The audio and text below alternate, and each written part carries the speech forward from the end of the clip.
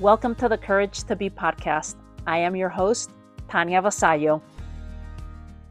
After that student panel about AI and after conversations with friends and thinking about my daughter and the future that she's stepping into, I keep coming back to one question. If AI can write, if AI can research, if AI can summarize, if AI can generate images, if it can help us code, and if AI can do many of those things that used to take us hours, then what becomes more valuable? Not less valuable, more valuable.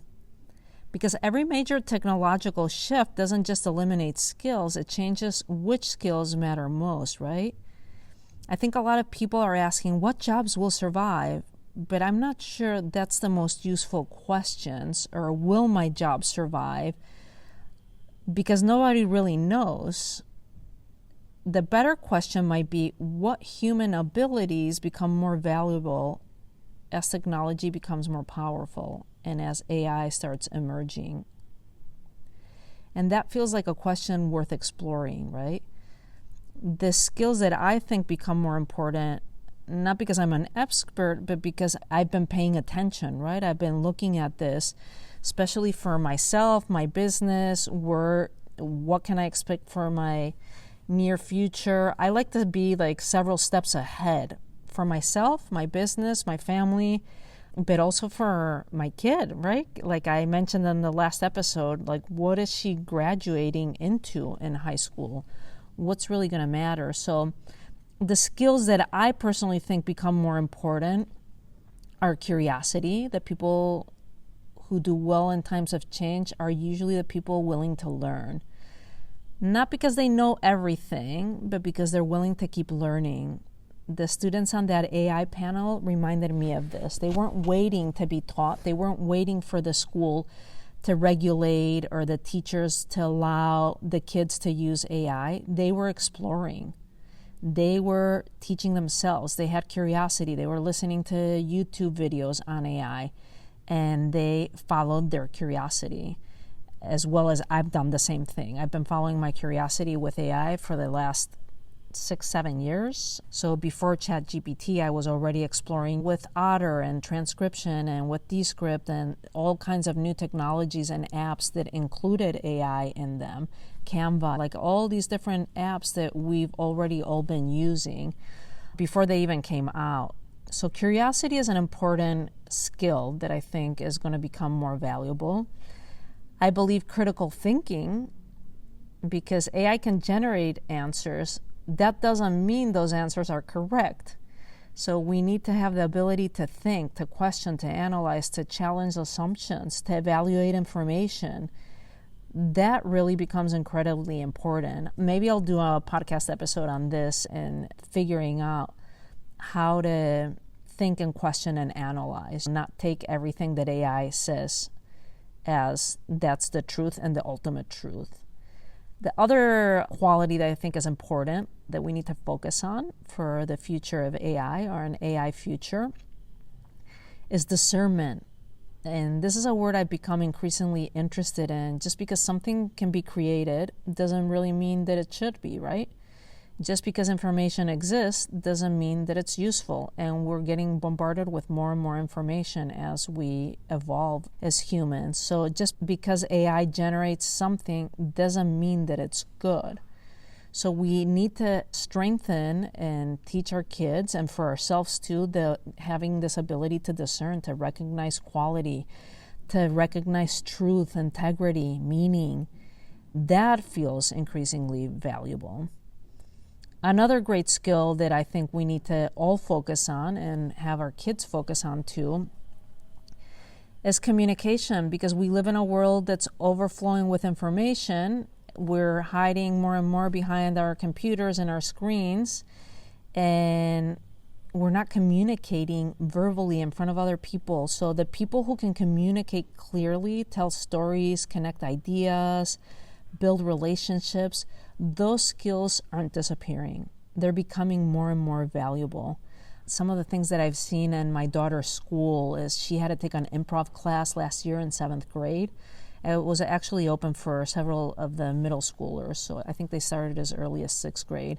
Presentation skills, public speaking, like how do you communicate to other people, especially in a day and age that we keep on going down these technologies where we're getting more and more involved with technology and not focusing on the communication aspect of it.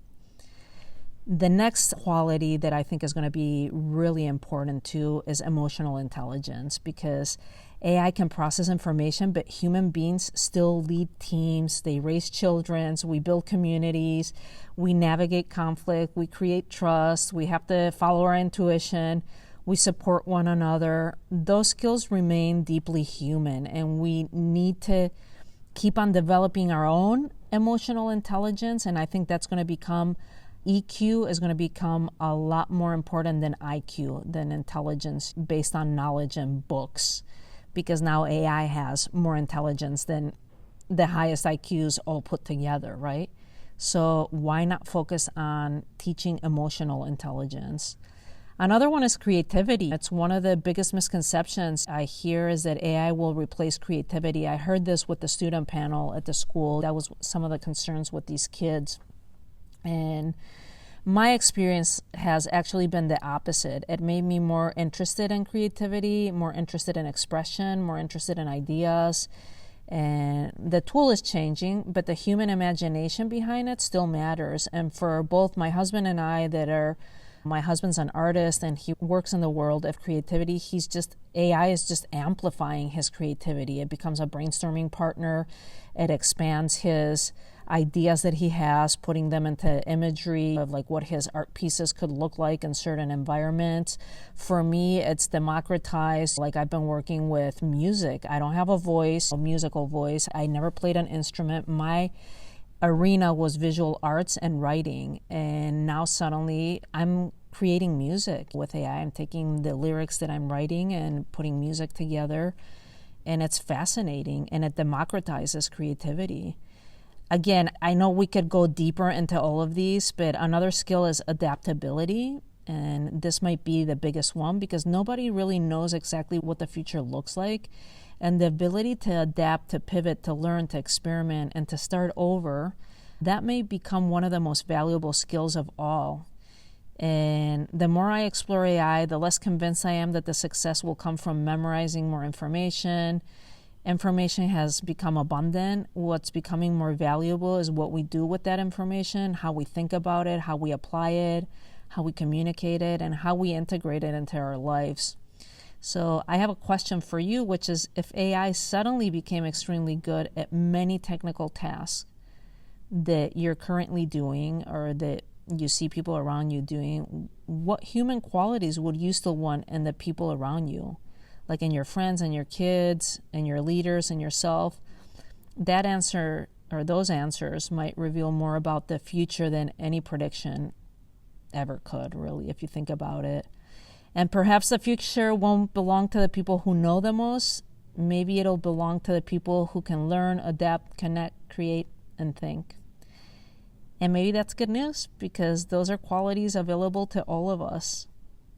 In the next episode, I'd like to explore the topic that has been sitting with me more and more lately, which information has never been more available. But what about wisdom? Until our next episode, I'm sending you lots of love and courage. If you loved today's episode, it would mean so much if you rate and review The Courage to Be on Apple Podcast. Not only does it help the show to grow, but it also gets you in the running for something amazing. Every month, I draw one lucky winner to receive a complimentary 7-night, 8-day vacation. You'll get to pick from over 3,000 beautiful resorts worldwide. You just cover the taxes and fees like you would with a travel rewards. Airfare is not included. And if you want to double your chances, along with your Apple Podcast review, leave a couple of comments on YouTube. That counts as a second entry. Just send your screenshots to help.thecouragetobe@gmail.com and you'll find the email in the show notes too. It only takes a moment, and who knows, your next adventure might be closer than you think. Thanks for tuning in. I'll see you on our next episode of the Courage to Be podcast.